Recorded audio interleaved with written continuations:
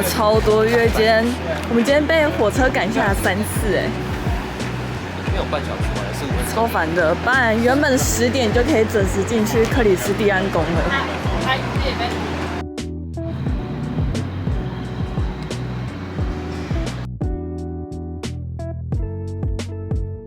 克里斯蒂安堡宫最早可以追溯到12世纪，当时被称作阿布萨隆宫。到了15至18世纪，这座建筑才更名为哥本哈根城堡，成为了皇室的居所跟政府的政治中心。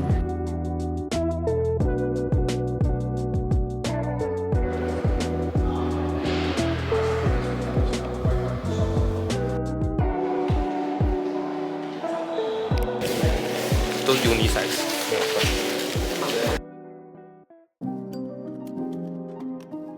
随着历史的发展，城堡也经历了多次的重建。如今我们看到的宫殿已经是第3代了，之前的2个版本都因为大火而毁坏。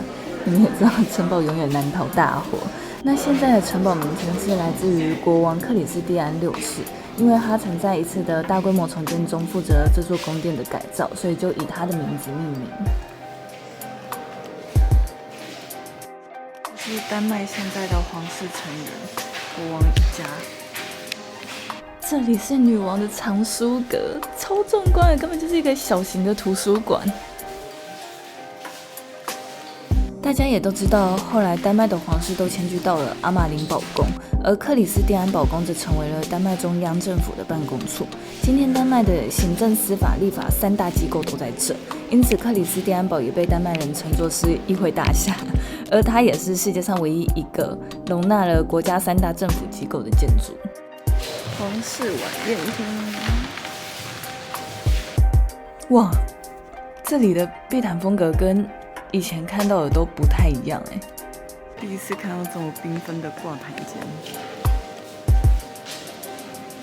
这些地毯是艺术家在千禧年的时候送给玛格丽特2世女王的礼物。壁挂的内容讲的是丹麦1000多年以来的历史。这个时代通常是玛格丽特女王的爸爸，那个小小的小孩是他爸爸，然后爸爸的爸爸，爸爸的爸爸的爸爸，爸爸的爸爸的爸爸。这位就是欧洲岳父，他女儿嫁进了各国的皇室。这里是克里斯蒂安9世的房间，2幅壁挂画是他跟王后路易斯结婚金婚周年纪念的时候，人家送给他们的礼物。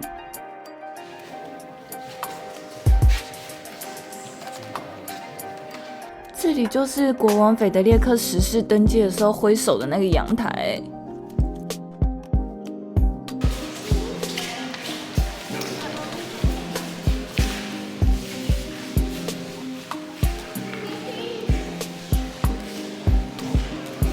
这个直播其实我们有看，但只有看到一点点，看到国王亲王后那一段。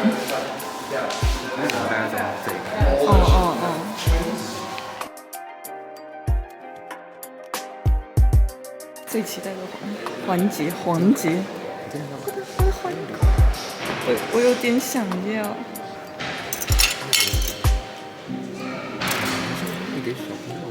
我是小朋友啊。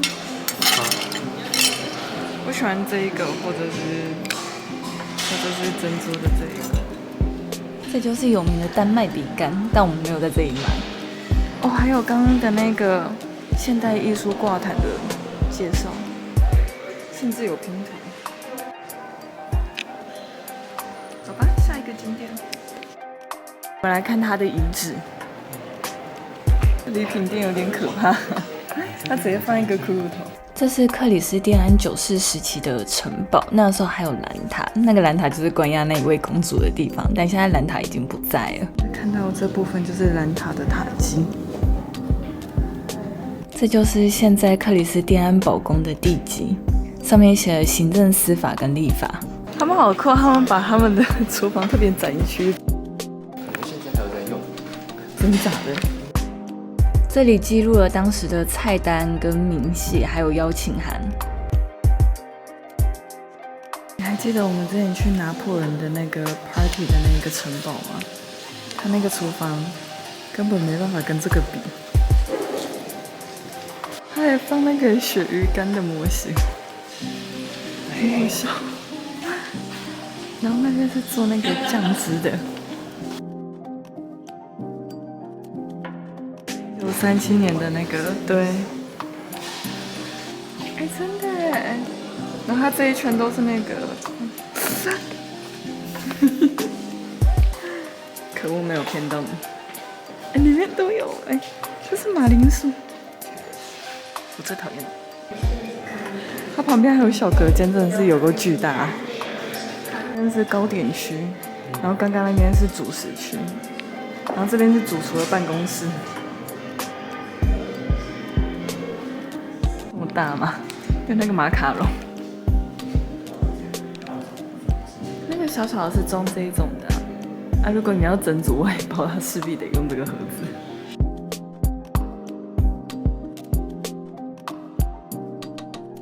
傻眼啊！不知道为什么皇家马厩没有开，我想要看那个18K 金的马车。我们刚刚上官网确认一下，今天确定没有任何特殊原因闭馆，但不知道为什么就是没有开。我们要去皇宫的最后一个景点——皇家礼拜堂。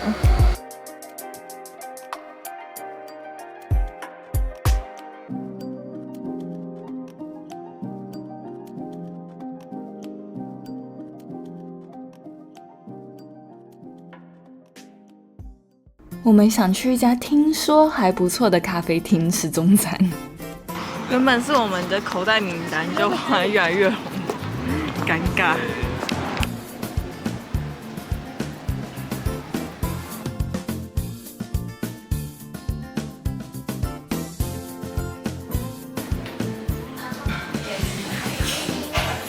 好喝吗？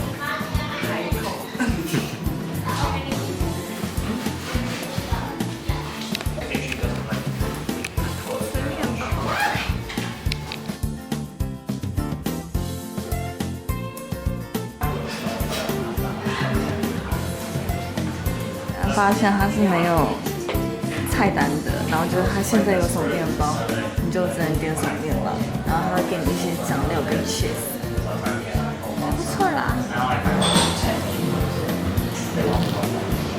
我也不是去拿水壶，就多了一个花瓶，超可爱的，大家都好去哦。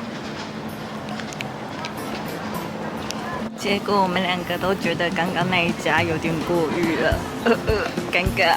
咖啡以我们两个的标准是偏中下，但面包还不错吃。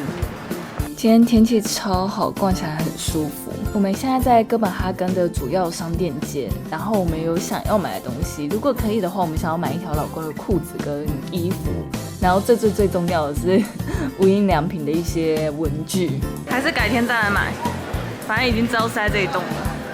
21分的车，现在1点57。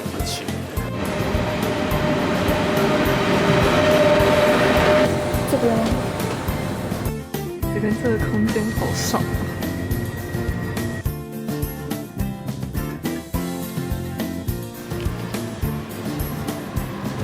往左600公尺，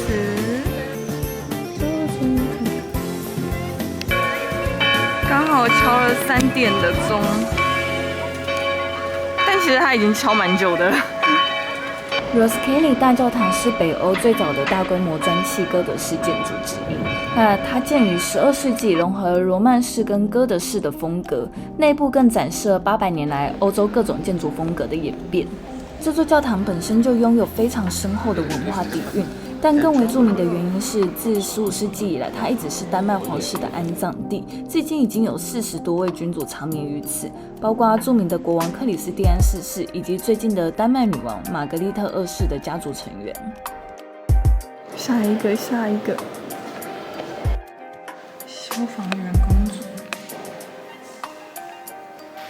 公主本人，亲王和他们最小的玛格丽特女儿。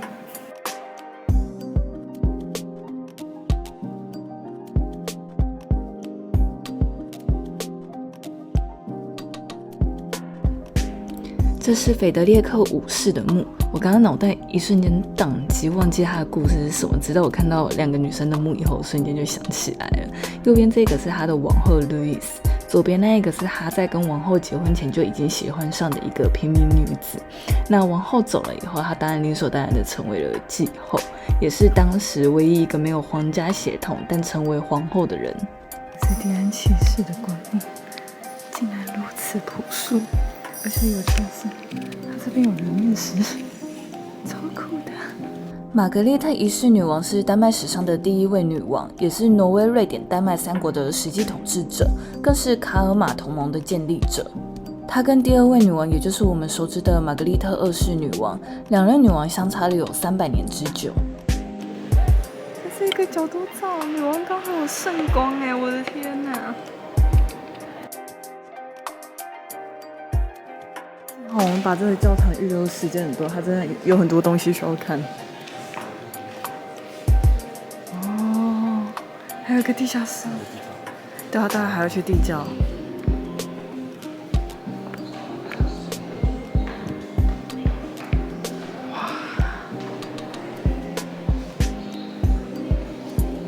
哈拉尔兰呀，相传被葬在这个柱子里面，但不排除是国王为了增加这个教堂的威信，然后创造的一个故事。附带一提，旁边这些柱子也都是有葬人的，有些是教宗，有些是位高权重的成员。然后教堂的创始人也被葬在这里的其中一个柱子里面。14世纪公爵的墓，镶满了宝石，还有一个围巾帽帽。但是我们不知道他的故事，可能还要回去查一下。克里斯蒂安四世的礼拜堂。克里斯蒂安四世是丹麦史上最伟大的君王。中间这个就是克里斯蒂安四世的墓，左边那个是皇后，右边是他的继承人，但他的继承人早他一步离开了世界。这幅画超有名的，那时候国王已经一只眼睛看不到了，但他还在指挥如何打仗。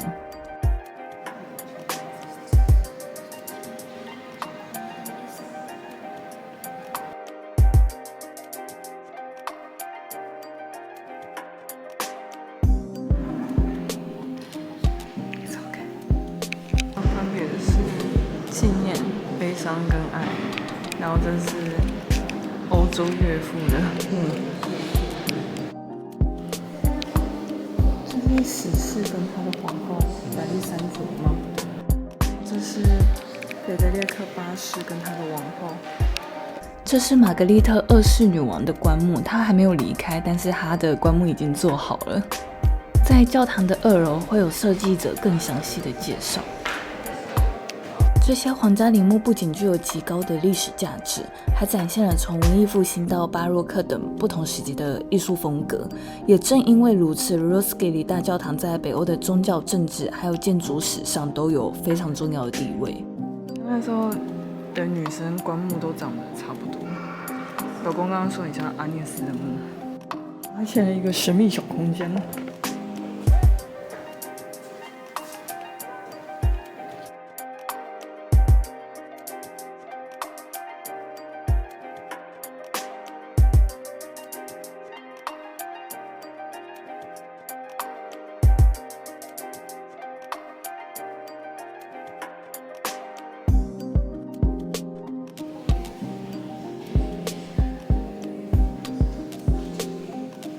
玛格丽特2世女王的棺木外面那一层透明的材质竟然是水晶。